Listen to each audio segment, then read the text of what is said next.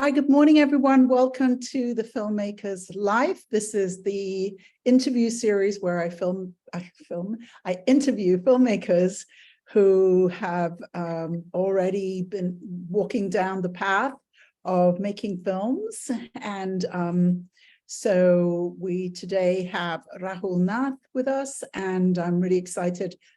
There are a bunch of things that you've done, Rahul, that I've never had a guest on before who's done. So we'll get there. But really the purpose of this interview series is to show filmmakers that there's always a path. You know, I think when I first started doing the series, I thought, oh, we're going to learn the different paths that people have. And then I realized, oh, every single person's path is completely different. There's no similarities whatsoever. But there's always something really interesting to see that's different on somebody's path, you know. So I am very glad to welcome you, Rahul. And my first question is always, when did you first know you were a filmmaker? And you do so many things that may not be the right question for you. But no, I mean, it's exactly the right question. Okay. Yes, it's exactly the right. And by the way, I love the way you're saying my name. No one's ever said that before. So, oh, is that not the way you say it? How do you say it? Well, the way you say it is very nice. So I'm not going to argue with you. How do you say it? How do you say it? I say Rahul since I've been living in the US, because every time I say Rahul, everyone says Rahul. So I've changed it to Rahul, but it is Rahul. But the way you're saying it is very eloquent and very pleasing to the ears. So thank you. You know, I lived in Miami a long time, and so Rahul is a very common language name. Right. And I've heard people say in a jokey way, like, Rahul. So coming to your question, how did I know?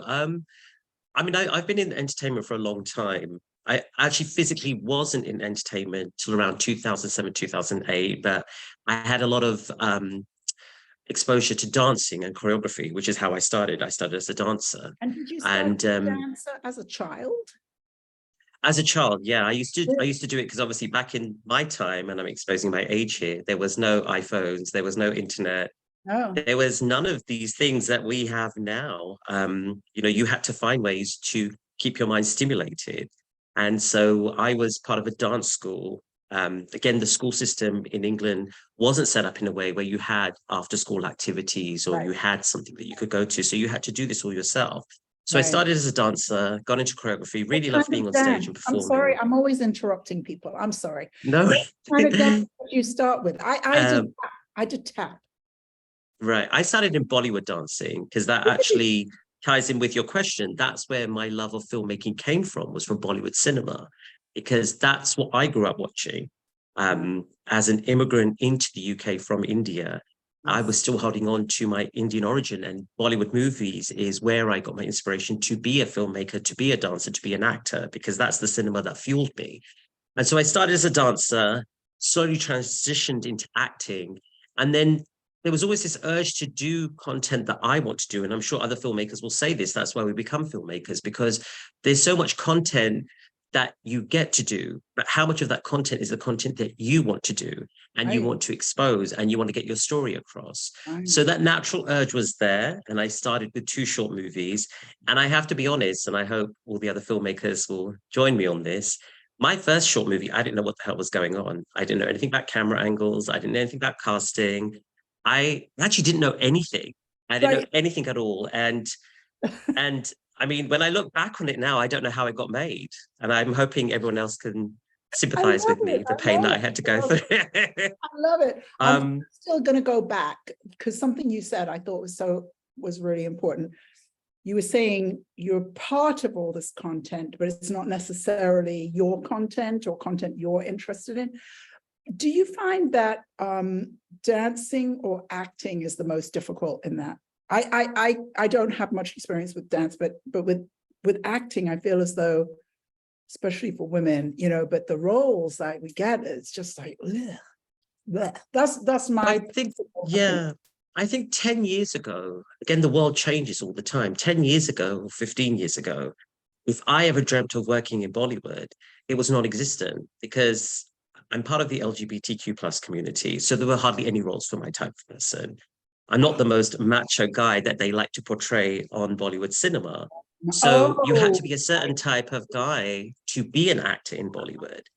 And so those roles were never there. And so I had given up hope. And obviously, when I speak the language, I speak in an accented Indian format, which wasn't accepted at the time when I was auditioning for projects. uh-huh. But flash forward to around 2013, 2014, I got the biggest opportunity of my life to play an Indian who doesn't live in India and who has an accented Indian accent when he speaks Indian and who was LGBTQ plus. Oh, wow. So so that just fell in my lap, and it was filming in Los Angeles where I live.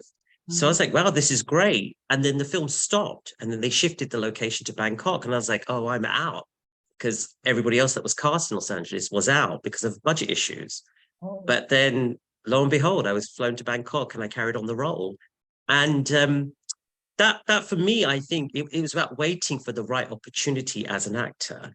mm, 10, 15 years before 2013, there was hardly anything for my type of person. I mean, I think if I wanted to be an actor in the late 90s or early 2000s, the roles were very, very limited for the type of person that I am.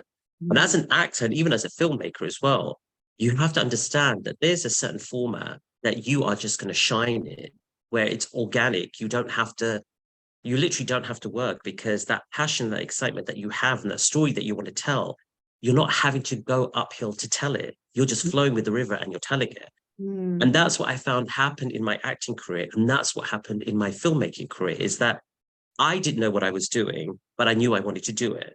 And the stories that I have are very different to the stories that other people tell. And they might not be able to tell them, but I can tell them. But then likewise, there's stories that other filmmakers can tell that I could never tell because I don't have the tools to do that. I just saw in my head Billy Porter from who won prizes proposed. I can't remember which prizes, but saying there was a moment where he said his queerness became this asset. And I think you're talking about a certain time frame where, or thank God, in my opinion, we're now able to see LGBT stories relatively commonly. There are obviously lots of Americans who wouldn't agree with me on that. I think that's a bad thing, but there has been a shift, and I feel as though part of everybody says, oh, everything's so different with distribution, it's changing every day, but what I have seen ever since really the internet is that there's this ability to speak to niches that didn't exist before. There was kind of Correct, yeah. Mainstream or nothing, like you were saying. Right, correct. All that. Before the internet, there were mainstream or nothing. And then because of the internet, we started to be able to speak to niche audiences. And now we have LGBT channels. We have, I remember saying, I'm writing a book, and I said something recently about, there's faith-based films, but they're always Christian. But that doesn't need to be the case. And there's somebody out there, making an Islamic faith-based channel somewhere, right now. Yeah, I mean, I think the avenues have really opened up for filmmakers, which is great. Not just for me, but even one of my I don't want to say colleague because she's now one of my best friends, but she initially was someone who I cast in one of my short films, and she has been in every movie that I have done or every project that I do.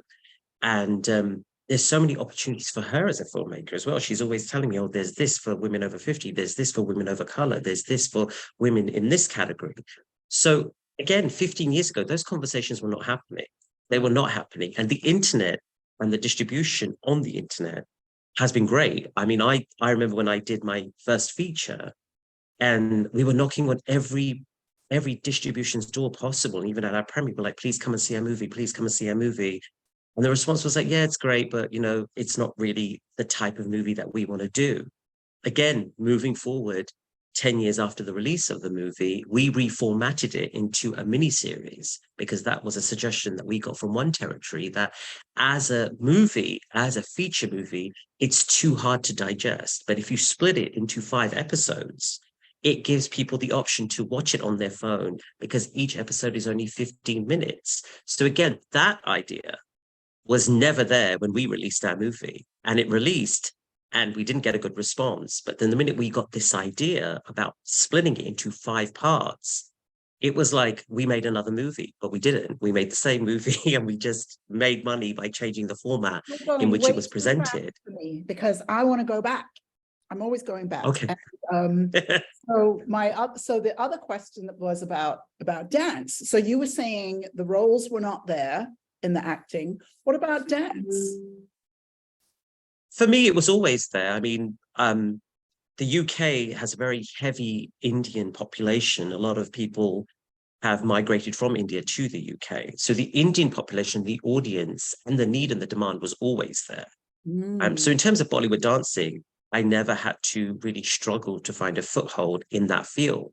And likewise, when I moved to the US, because the Indian population doesn't really match to the number of people that you have in the UK, I was convinced that it's not going to get any kind of like foothold here in the US because it just doesn't have that exposure. But luckily I was wrong.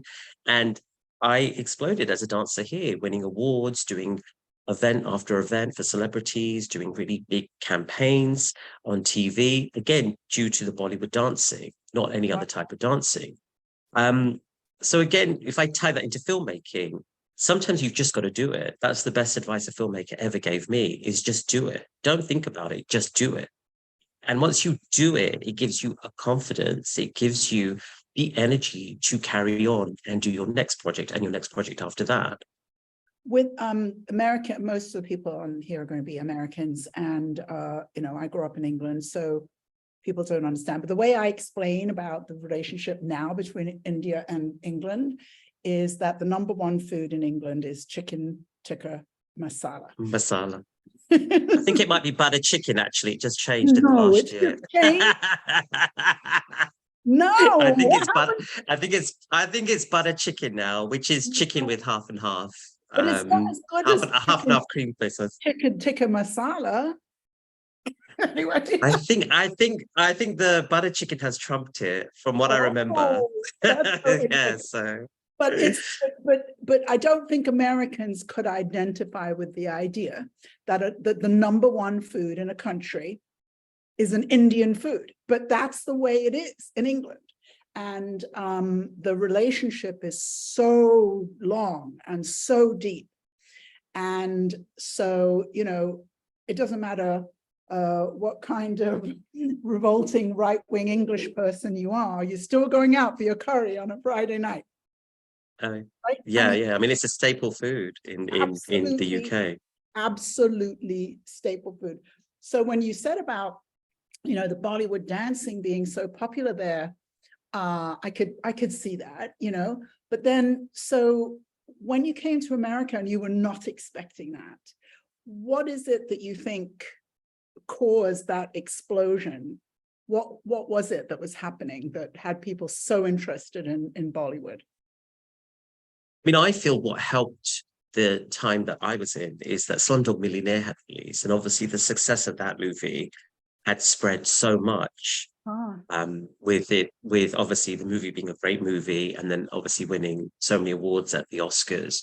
That really was kind of like the fuel to why so many people were interested in that type of music, because at that time nobody knew that the music composer was actually a very established music composer in both North Indian cinema and South Indian cinema.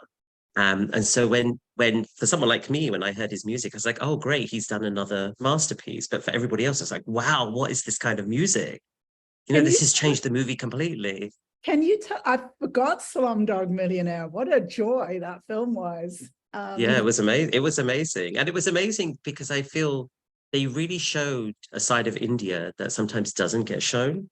And that's what I love about what content that's coming out of India now, is that you're seeing stories that are not based on just song and dance. And obviously those type of movies, the song and dance movies where you're fighting 1 minute and then you're dancing around the trees the next, they have their place in India. You can never say that, oh, this is not great, this is not what we're looking for. There is an audience, and even of myself, who wants to see that kind of movie. But at the same time, we're now seeing movies and content from India that are subjects like Slumdog Millionaire and are subjects that we see every day in India, but we have never seen them on the screen. But now we're seeing that. So I feel like it's a great step for India in terms of their cinema and in terms of the content that they're throwing out on the different streaming platforms. One of the things I think is really incredibly positive is the amount of international content we get on Netflix. So there's a whole right content from India on Netflix, and from many, many, many countries. And many years ago, I'm not very good at dates, but anyway, I used to run a cinema on Miami Beach. It was a one-screen art house. We showed a lot of foreign cinema. And while I was running that cinema, so we closed in 1990.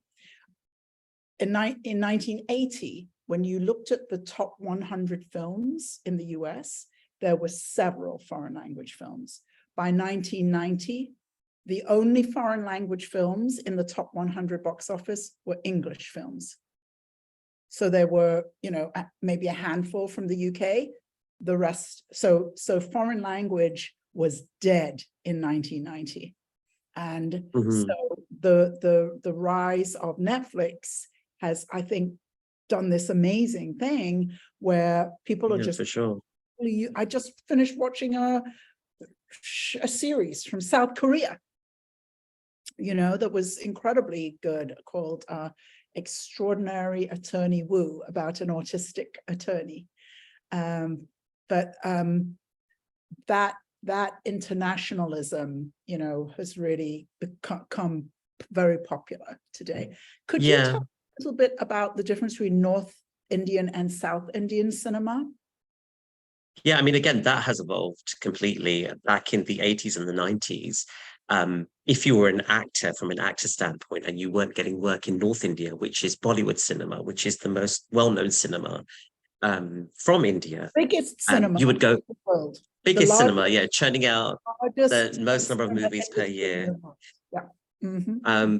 You would go down south. And down south is a language that two languages that are very popular in the cinema foothold is Tamil and Telugu. And even if you didn't speak the language, you would learn the lines and they would ADR you because your face was more important at that point than whether you could do the job or not. And so it's shocking because at that time, you didn't even have to speak the language. And even now you don't have to speak the language. But the films in the South were mythological based. So if you had done a movie where you're playing some kind of god or, figure that everyone worships and your movie became a hit at the box office, you weren't seen as an actor or actress. You were seen as a descendant of God. And the crowd would just go crazy for you because the majority of the movies from the South were mythological. Whereas in the North, the movies were more kind of like what we refer to as masala movies, which are kind of like, there isn't much kind of sequential kind of footsteps in the movie. It doesn't go in a kind of chronological order that you would expect it to, but it still entertains you. And that's what they were. They were entertainers. So if you were going to watch a movie that had any kind of comprehension to it, it didn't have to have that because you were just there to entertain. Comedy, drama, whatever it was. Over the years, as I mentioned before, content has changed so much that in the South and in the North, those movies have progressed. Now in the South, they had a movie called Bahubali, which was an epic 2-part drama. And it was made by a very established director in the South who had made projects before that were very out of the kind of comfort zone of what you would expect. But this movie, it was like watching an Indian Game of Thrones. I mean, I forced my friends to go and see the midnight showing at a cinema in Los Angeles. And they were like, we don't want to watch this. I was like, no, this is an amazing movie. And we watched it in the Telugu language, which is the South Indian language. And they were blown away. And they're all filmmakers. And they couldn't believe it. They were like, we can't believe that this movie has come from India, let alone South India. They were so impressed. And I've always been kind of like a supporter of the South cinema and the North cinema because there's so much content and it's so different.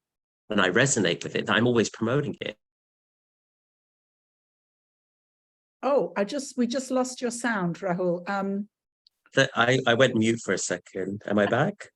Yes, you're back. And Maybe I'm talking too much. No. Can you repeat the name of the film? Because I suddenly realized now I've been so distracted with my father's illness and death, and I meant to go and see that. Oh, that's not the movie I was thinking. Bahubali, the beginning. Bahubali, yeah. Bahubali.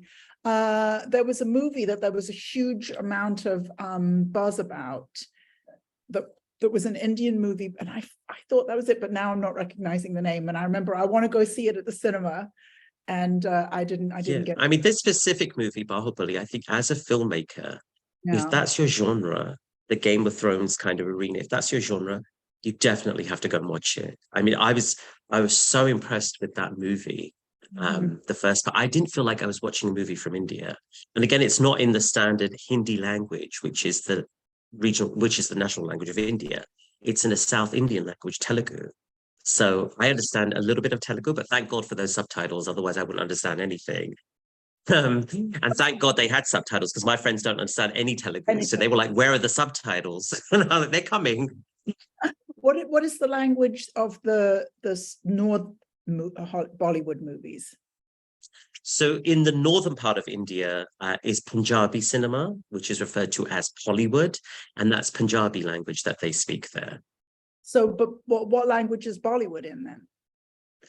Bollywood is Hindi. Hindi. In the south, you have Tamil, which is Kollywood, and you have Telugu, which is Tollywood. Amazing. I can carry on. I mean, this will get more complicated as I carry on. No, but just to give you the basics. Wonderful to have, I was so excited when I saw you were going to be my guest because I was like, there are just all these things I've always wanted to know. So you mentioned that you had made 2 short films, and the first one, you don't even know how you made it, which I thought was great. How did you come to make your first feature film? I was actually very lucky. And again, I don't know if any other filmmakers can kind of vouch for this, but my first short movie that I made was actually unknowingly the foundation for the feature movie. And I never intended that. When I made my short movie, I was like, I just got to get this done. I just was like, I have to do this. I don't know what I'm doing, but I know I have to do it. And so when I came to the feature movie, I had written it. And it's really strange. I always share this because I know we're all filmmakers have their little quirks and traits, but the reason why I wrote it is because I wanted to write it, but I wasn't just able to get pen to paper. And I was traveling to London and I got upgraded to business class. And I was like, oh, wow, like, I'm in the sea and, I'm getting all the champagne. And I was like, I should freaking write my movie. I should write it now. And that actually was like, because I was so comfortable and so drunk for all that champagne that I was getting. The ideas were just flowing to me. And again, like that was like an 11-hour flight. And I only remember probably 10 minutes of not writing. And I was really in that zone where I was just writing, the ideas were coming out.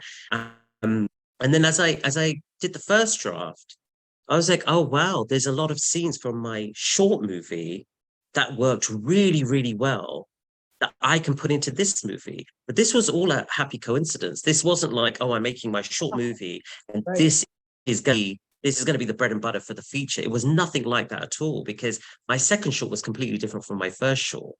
But it's so strange how the first short became the foundation for the feature. I so identify with the flight. I get so much work done on planes. I also feel that way about trains, but since I live in America, we don't really do trains anymore. But airplanes, I just find incredible. And it's so funny because I just got back from Trinidad. I sit down on a plane, and before we take off, the person next to me and the person next to me are asleep. and they sleep through the whole flight. I've never been able to sleep on a plane. And I just get hours and hours and hours of work. Yeah. That's all I've ever met anybody who's I'm telling you, as a writer, it is the best place to write. It is the best place. You don't have to leave your seat. Food is delivered to you, drink is delivered to you, and you are just in such a comfort zone. It's the best place to write. I mean, if that ever happens to any of you guys, please just get your laptop out and start writing. Yeah, if you can stay awake, I think is the thing. If you can stay awake, and if you can bear the turbulence. But that's where the champagne comes in. So I've lost complete track of, anyway, you left England, you went to LA, the Bollywood blew up. Where in that sequence, it's hard to keep up with you, Rahul. You have all these talents. It's just an amazing It's hard to thing. keep up with myself, so I understand. When in all of that sequence did you make the feature? And then can you tell us a little bit about it? Yeah, so as I said, the backstory was I made 2 shorts. The first short was actually the foundation for the feature unknowingly. And then I made a second short, which was called Compromise. The first short was called Foreign. And Compromise was a very bold step for me because there were a lot of issues in that short movie that I haven't met a filmmaker that has done that kind of work, like what I was doing in that short. There were a lot of things that I wanted to show on screen. My inspiration is a big Bollywood director called Madhu Bhandarkar, and he is known to be that person who takes risks and shows things that a lot of filmmakers don't want to show. So that's why I wanted to make that short. And then after that, I did think about making. What it was about. Now I want to know what it was about. The basis of the second short was about 3 siblings who were all on their own path of destruction, yet they don't cohesively act together as a family. They're individually leading their lives in the hopes that, there's going to be happiness somewhere. But I really enjoyed making that. And the reason why I enjoyed making that is because I had a great cast. And a lot of that cast I've repeated in my further on movies. And had a great crew. And I knew what I was doing. That was the main thing. I knew what I was doing in this movie. I knew what I wanted. I knew what I wanted to get out of it. And I knew what I wanted to do post-production. Whereas in the first short, I knew nothing. I didn't even know what post-production was. That's how uneducated I was at that point when I made my first short. When I came to write the feature, I wanted to keep elements of that second short. So that's where I knew, this second short that I've made is going to fuel the feature. But again, I was very lucky because I didn't realize the first short was actually foundation for the feature. Elements of the second short is what was pulling me in to make the feature. And the feature is actually an extended storyline of the short. And so that's how that all came about. And I had an idea of how I wanted to do it, how I wanted to shoot it, what I wanted to show. And then we went ahead and did it in 2013.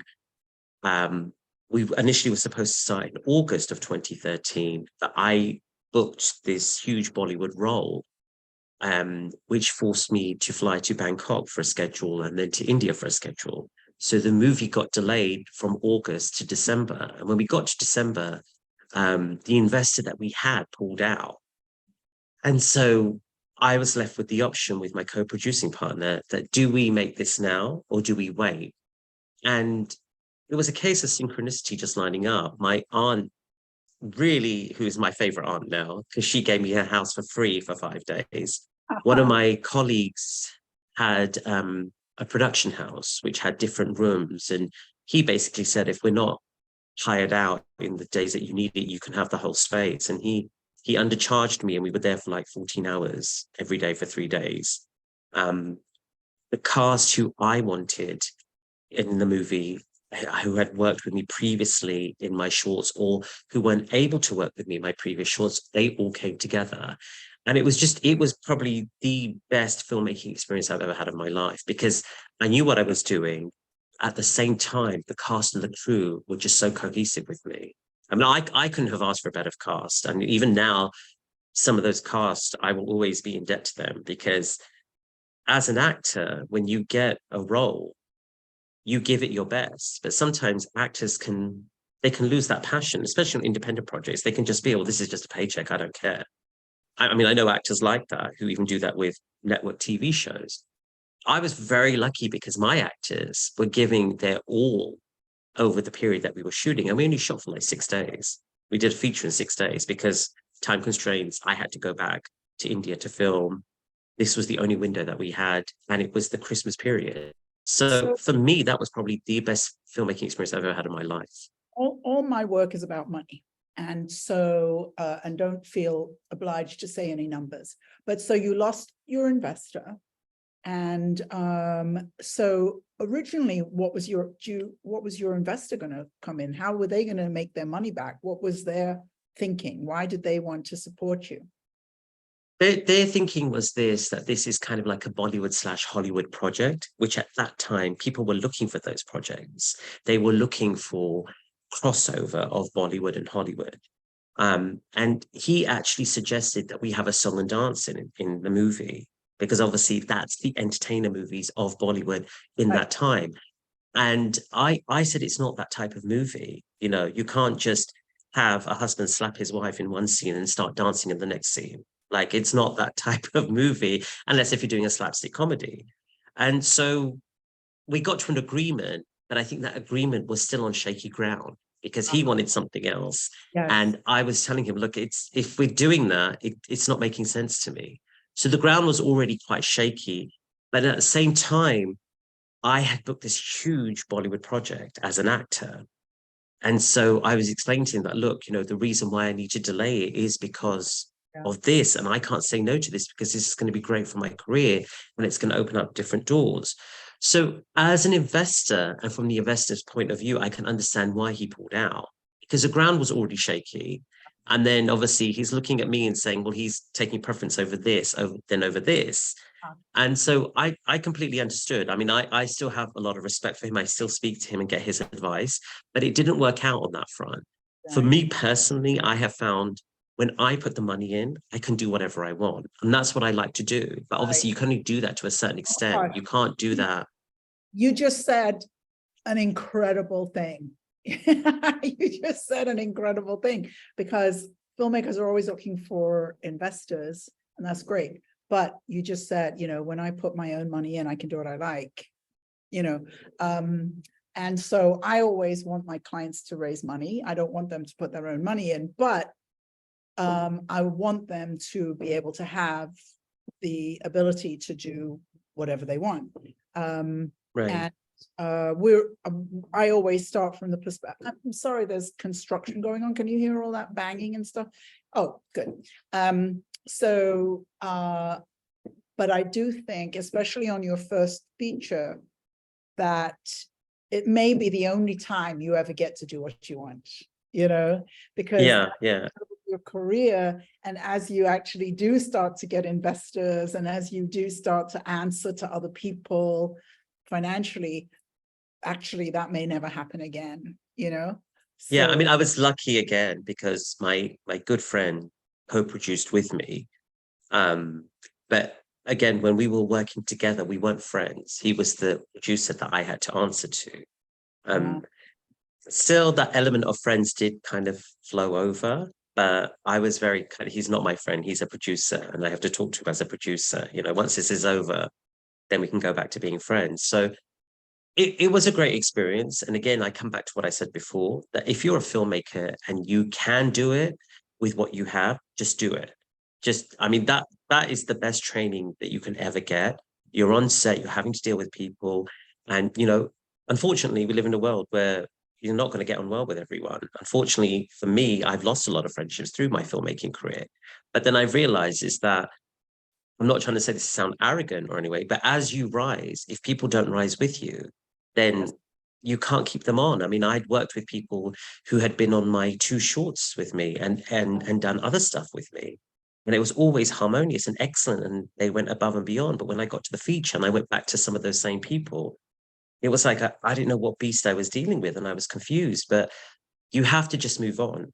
That's unfortunate that it happens like that. But the people who are going to rise with you are going to rise, and the people who are not are going to be replaced by better people who can do the job to where you are. if I was a filmmaker like I was back in 2008 when I started my filmmaking career, yes, certain people would have worked at that time. But now, all these years on, if people don't rise with you, then it is very difficult to keep working with them. My philosophy is I love working with the actors that I have worked with, and I love to repeat them because I know they're going to get the job done, and I know they're not going to give me hassle when I get on set. I mean, again, as filmmakers, I don't know if you guys do this, but if I'm working with a new actor, I always say, look, this is how it is. And if you don't like it, you've got to tell me now, because if we get to make the movie and it doesn't work out, I'm not going to waste any more energy on you. I'm just going to say, look, this is not working out. Like, let's just part ways. But, if we do get on and we do have a great relationship, then, we're gonna make more and more content together. Like, you're going to be my go-to villain, or my go-to, flower girl, or go-to, wall on the flower person. You're going to be my go-to person. And if you can't do it, then I have a bank of people that I can go to.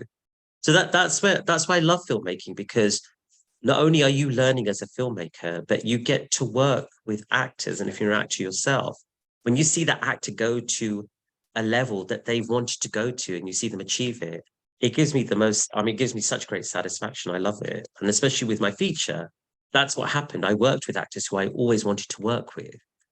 And they were amazing, and I'm repeating them in my next project. So I'm very excited to build those relationships because it's less stress for me.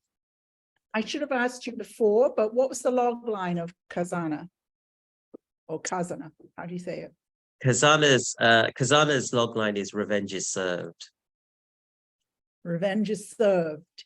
What's Yeah. the setting? Was it set in America? Was it set in India? What was the? It was set in America. And the quick synopsis, it's about a newly married girl who comes from a less wealthy family, and she's married into a very wealthy family. And she experiences abuse on an emotional and mental level, which eventually leads to physical abuse because of a misunderstanding. And then when she finds out the reality of her circumstances and the truth of what's been going on, she takes it into her own hands. So go watch. A drama, or is it a horror, or is it a thriller? It's a thriller / drama, but there are some funny moments in there. You're not crying the whole way. Yeah. No, well, I love thrillers. That's my favorite. And then, so after you made Kazana, you survived, and you moved on to making another feature, I believe. Is that correct? I'm in the process of making it right now. Yeah, just trying to sort out the dates and lock everything down. And the concept of this movie is based around terrorism. Ooh. And what's the log line for that movie? Multiple people are seen in different lights, but when you see who they really are, even you will be shocked. So, and is that a thriller as well? That's a thriller / drama as well. That again is it's quite bold in the presentation, the way that I'm presenting it. But I wrote it with the actors who I've worked previously with them in mind, and they're on board, and we're looking forward to getting that started this year, hopefully. Oh, okay. I have rarely had a guest on who's said over and over again, I like to work with the same actors. I think it's great. I think crew and cast, the more that you can kind of build that team and build over time, I think is such an incredibly powerful decision, but not everybody sees it as that. And I just wish that it was something that people did more, because I think it's great to grow with, as you said, the people who are growing. It's great to grow, Yeah, I mean, I do it. Again, every filmmaker is different. Every filmmaker has a different thought process. But for me, the reason why I do it is, one, I love working with these actors. And two, is that you have to understand is that if I was just doing filmmaking and nothing else, then great. you know, I would take the time out to kind of see and vet these actors that whose resumes I have or whose work I've seen. I mean, I do that when I'm watching, whenever I'm watching content, I always look and think, oh yeah, that's a great actor. I love that actor. You know, who's his name? And I'll put it in my PDF and say, okay, I'm going to save it because if something comes up. But to actually sit there and go through casting and vet every actor, I don't feel that I'm at that stage where I can do that right now. When I get onto bigger projects and have a casting director, yes, then I would get them on board and vet them. But where I am right now, I like to use my bank of actors. And I like to use them because I know that they're right for the role and I know that they can do the role. And if I have to change things in the role to make it fit them, I'm okay doing that right now. Moving forward, and obviously when you get to bigger projects and studios are involved, then obviously that liberty is taken away. You can say, look, I've worked with this actor, this is what I've done, this is the visual of what I have. But then it is up to them at the end of the day who they want to take. Right now, I'm in the position where I can say, look, this is the person that I want. And I'm always looking at actors. You know, I'm always looking at how they behave, how they are. I've worked with some really great actors who are not just great on set, they have the etiquette that you need on set, even with crew as well. And I mean, I've worked all over the US and I've worked in India, and I can say 95% of the time that I've worked with people, it's been great. I've never had any issue and I've loved the job. If that 5% that I have worked with, I haven't liked as a filmmaker, as an actor, as a creative person, it's made me realize, you know, sometimes you've got to be careful because it just takes one person to break the whole system down. And that's the last thing you want when you're making a project as a filmmaker. You don't want someone talking behind your back and saying, well, I don't want to work with him because he does this and he does that and he calls us in at 6 a.m. Like that is just, for me, everyone likes to say negative energy, but for me, that is just, you're breaking down the pillars of support that are keeping this filmmaking experience alive. And so I don't want that on my set personally. And I know with the actors that I have, they would never do that. And not only that, but they do the job and they make the job harmonious. And if that ever has happened with me with an actor, I've just never worked with them again.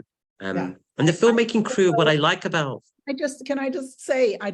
think you don't quite hear me. I keep having to step on you. I'm sorry.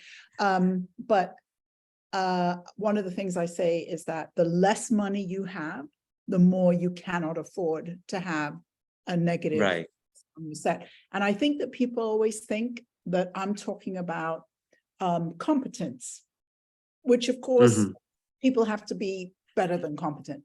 But the less money you have, the more you cannot afford that negative energy, because that one voice, it will take everybody down when everybody is putting out 150% and they're getting paid small amounts of money and everybody's working hard, and to have all of that camaraderie is what makes it fun. And to have that one person, they can destroy all of that. Yeah, I mean, that's what I feel as filmmakers. What I was going to say, just to add on to that, as filmmakers, I feel like when you talk to another filmmaker, regardless of where they are in their career, where you are in your career, I feel like there's such a truthness that comes out when you speak to each other. Like if somebody was to ask me, what was this person like? Or if I was to ask them, what that person was like, we'll be very honest with each other. There's really like an invisible handout from everyone where we just all connect together. And if we say, well, you know, what did you do with your movie? Oh, well, I put it on this platform and I got a lot of success. Everyone helps everyone out in the filmmaking world. As filmmakers, my experience has been this suggestion about splitting Khazana into a 5-part series actually came from a filmmaker friend of mine who connected me to someone who said, you know, this is what this person is, this is what the platform wants. Can you do it? I'll connect you. So it was a filmmaker friend who had never recommended that. We wouldn't have split Khazana into a 5-part series. What's the platform that wanted the series out of the feature? It's an Indian platform called Z5. And it so as you have ABC, CBS, CW, and now they all have equivalent streaming platforms. It was an equivalent streaming platform that suggested that split it into 5 parts because everybody in India now is watching content on their phone. They're not going home and watching on their laptop. You know, there's long train journeys from one side of town to the other. So they have 2 hours to kill, they could watch your whole show in 2 hours. And it's easy for them because they finish one episode, they eat, they drink, and then they go back to the second episode. So Nice. it was to me when the person was saying it, I was like, this is not making sense. I haven't been on a train for 15 years, so I'm not going to know because I'm always in my car.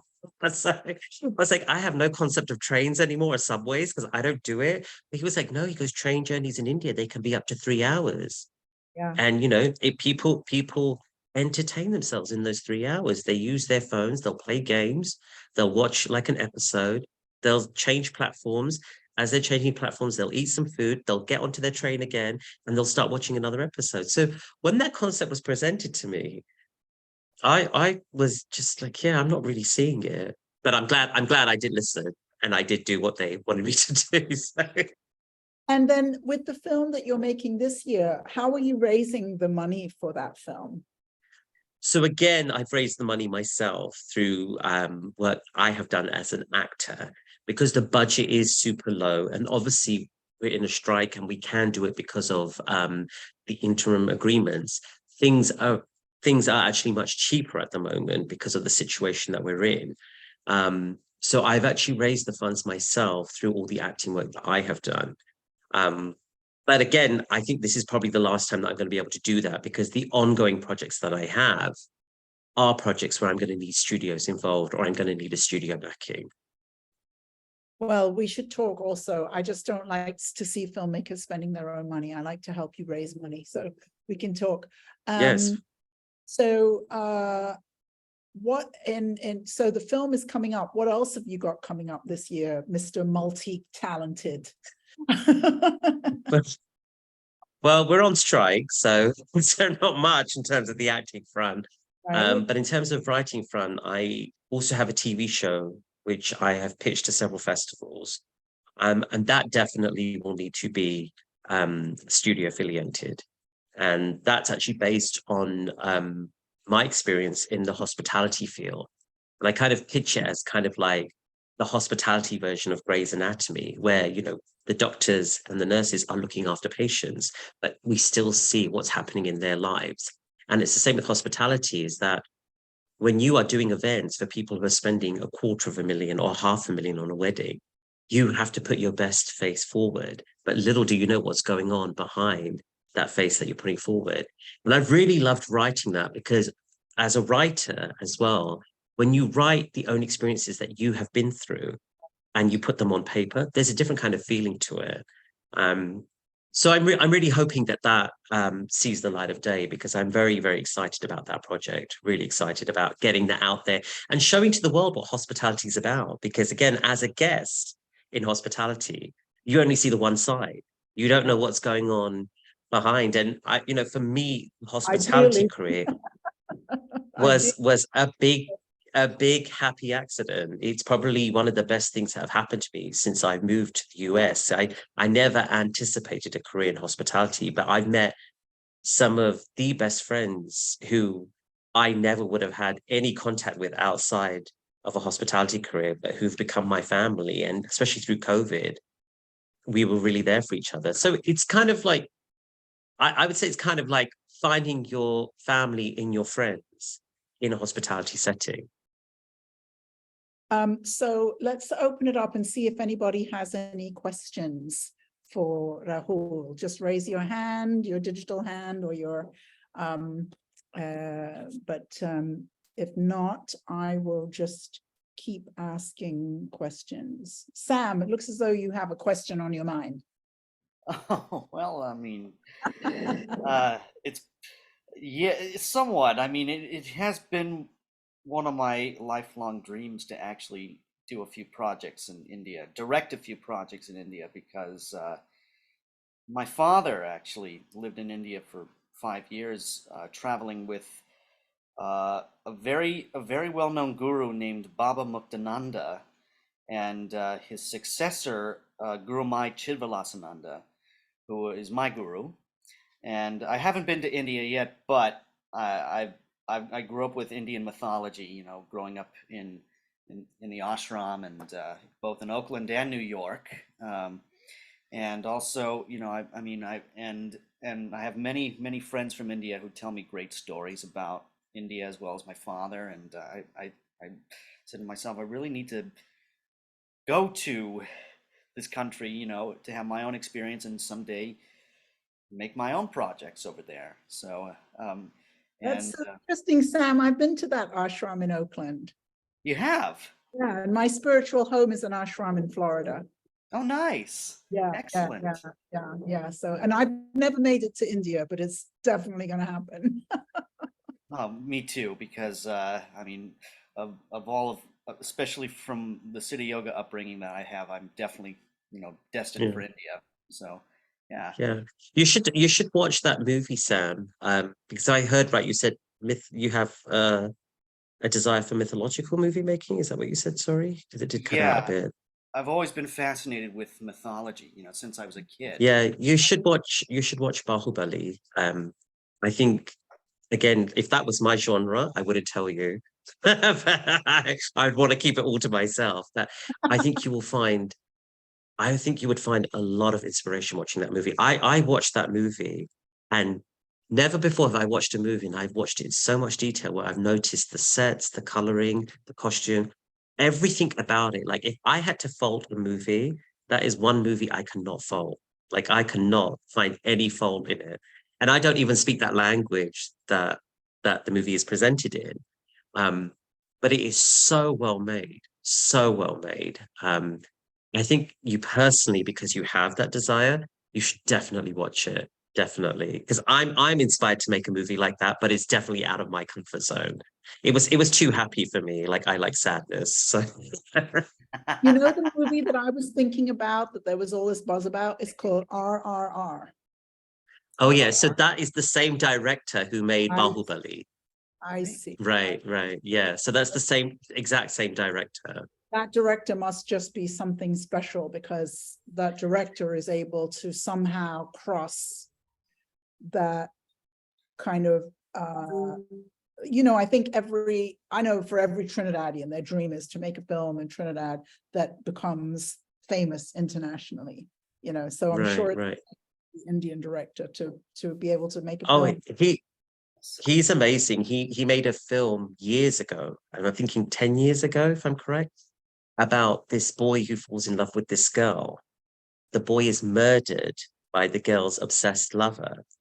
And so the murdered boy then comes back as a fly to protect her. Whoa. That's It's cool. quite. I'll put it in the chat. Gosh, But that's a fly. when that is the movie, by the way. That's not me just posting some emoji. But that movie, that I think, if I remember correctly, that was one of his first movies. But yeah, you should check it. He's a great director. I mean, he's really found his rhythm with the mythological based movie. But Bahubali, I mean, I think for you, Sam, you're really gonna love it. Really, really. It's really well made. I mean, when I went to see it myself, this is midnight, so we're talking probably the movie didn't start till 12:30. Oh, wow. And I couldn't sleep the whole night after that, thinking how amazing. And I've never been that person to say, God, I'm so proud of, you know, our country. I literally came out, I was like, I'm so proud of that cinema.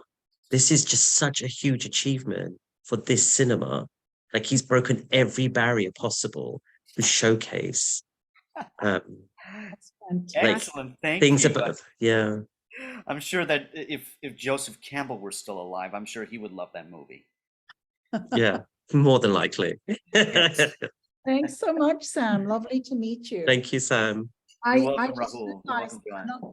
just to want to make sure if anybody else has a question, because I just suddenly remembered that you were in a film, very, very famous Trinidadian film, Bazodee. I wonder what. Yes, I was. How did So that again, this is, I mean, everyone's going to think I'm lying, but this is exactly how it happened. It was 2014 November, and I had gone to India for the premiere of one of my movies. I landed on Thursday. And on Thursday, as I was going to India on the plane, I was reading this article of this actress who said, oh yeah, the director just found me on social media and he emailed me and he said, do you want to be in the movie? And I was like, what rubbish? Like, who does that happen to?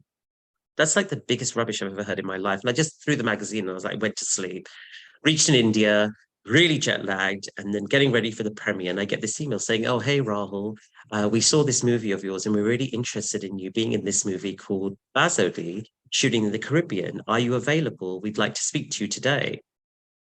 And they had attached a famous veteran Indian actor who's actually been in a James Bond movie called Kabir Bedi. And I've known of Kabir's work for years and years. And I thought, okay, that's the saving grace here, that he's attached to the movie, because they wrote Kabir Bedi's in the movie. So I was like, this has got to be legitimate, I think. So I was in India. I couldn't get Wi-Fi anywhere. I had to go to this shopping mall, and this really kind man was like, use the Wi-Fi off my phone. So I used the Wi-Fi of his phone and I connected, and the producer was on Skype with me. Because again, I don't think we had WhatsApp. I don't think WhatsApp or Zoom. It was hard to believe it was only 10 years ago, but I don't think any of that was non-existent. So I was on Skype, wasn't very clear. And I was like, oh, do you have the sides? And she was like, oh, no, we want to offer it to you. So I said, oh, right, okay, well, what, there's no audition? She goes, no, there's no audition. We just want to offer it. We need you to come to Trinidad as soon as possible. And I said, well, I'm in India at the moment. And she goes, okay, well, like, we need you here by this day and we'll fly you over. And it was surreal. I mean, again, that was one of the best best experiences of my life as an actor. It was so great. And I mean, I did the premiere of my movie in India. I only had a few days left. I shot some commercials and I left. I got on a plane. Before I knew it, I was in Trinidad and was given the script before I read it on the plane. And it actually spread over Christmas of 2014 into January of 2015. And it was, I mean, it was the most surreal thing of my life, like getting an email saying, are you available? Getting on the Skype with no audition, and then doing the movie, and then coming back. And I said to my agent at that time, I said, you know what, this is only ever going to happen outside of the US. This would never happen in the USA. Like, no one from a show is going to call and say, can you send him down? I was like, this is like it's an Indian thing. It's a Caribbean thing. Like, it's never going to happen in the US. And then a year later, I get a call from Netflix saying, you know, oh, do you want to be on this show with Steve Carell? It's called Spaceforce. And I thought my agent was calling me because I had a really, really bad audition that day. Really bad audition. And I thought, I didn't even want to pick the phone up because I think she's calling to tell me off. And so I had like 5 missed calls from her. And she was like, where are you? Call me. And I was like, she's gonna just, I don't know what she's gonna do, but I don't want to know what she's gonna do. So it's you know, things like this happen even in filmmaking. As I said, you know, when I made my first short, I didn't know that was going to be the bread and butter for the feature. And when I made my second short, I had an idea that I wanted to take some elements from that into the feature. But again, these were all happy accidents, which I come back to say, you should just do it as a filmmaker. Just do it. That is the best way, is just to do it. That's fantastic. Those stories are so great. Yeah, I mean, at the time when they're happening, you don't realize, but when you look back on it, you think, oh wow, like that actually happened. It actually happened that you read the article and you were like, that's ridiculous that she said she just got contacted on social media. Yeah, I was like, that's ridiculous. How did they find her on social media? Like, but yeah, it's true. This is living evidence that it's true. Right. Had you ever been to Trinidad before that? No, never. And again, the food, the people, the country, it was one of the most amazing experiences of my life. It really was just so surreal that I had the chance to go there, and we were treated like royalty. They would take us to promotional parties for, I think one night we went to promotional party for one of the cellular networks there, and we were treated like royalty the whole night. It was the most amazing experience of my acting career. To jump from one country to the other, it was crazy. It was really crazy. But yeah, I haven't been back, but I stayed in touch with a lot of the cast and crew who were doing amazing things in Trinidad. But it was great. When you mentioned Trinidad initially, I was going to say, oh yeah, I shot a movie there, but I was like, just we've got so much to get through. I remember before we left and nobody else had any questions, so I got to ask. So that's awesome. Well, Rahul, thank you so much. What an absolute pleasure. No, thank you. I hope that it's I hope that difficult gives. to keep up with your own life, because it's difficult to keep up with actor, dancer, writer, director. It's a lot, that's a lot Yeah. to juggle. Yeah, As a- I really hope that was a big inspiration to every filmmaker. Absolutely. So I hope to see great work from everybody. And I did notice that a couple of people came on right at the end, and I just wonder if they made a time error. So I just wanted to say that we do record these interviews and we post them on our YouTube. And Emily, we may even have, we're live on Facebook, but we will post this interview on YouTube look up Filmmaker Success and you'll find all of our filmmaker interviews. So if you did come on at the wrong time, welcome, and you'll be able to see the recording even if you missed it today. So Rahul, thank you so much. We'll let you get back. Thank you very much. All your acting and writing and directing and Thank you so much. Thank you, everybody. Me too. Thank you, Rahul. Bye.